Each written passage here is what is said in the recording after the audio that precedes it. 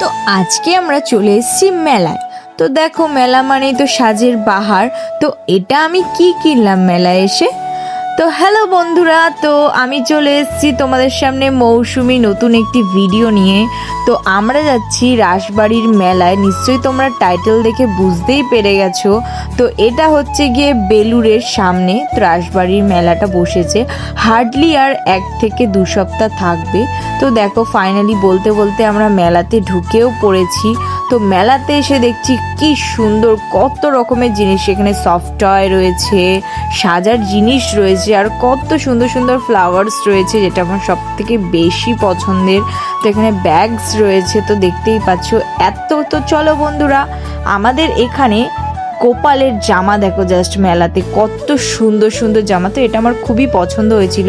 তো ফাইনালি আমি দেখতে পেলাম কি একটা গোপলু সোনাকে গাড়ি চড়াচ্ছে মেলার মধ্যে, আর গোপলু সোনাটা হাসছিল, দেখলে না কি কিউট লাগছিল গোপলুকে।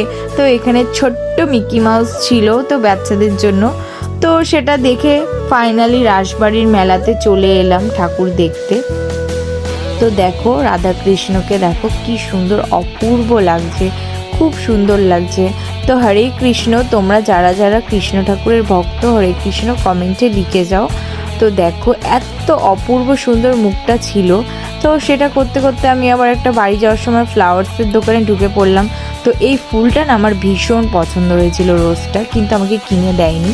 তো মুখ ভেজার করেছিলাম বলে আমার বর আমাকে এটা কিনে দিল। তো এটা কিনে আমি খুব খুশি। তো ফাইনালি এখন বাড়ি যাচ্ছি। তো বাড়ি যাওয়ার সময় তোমাদের বলি, ভিডিওটা এত অবধি ভালো লাগলে লাইক অ্যান্ড ফলো করে দিও।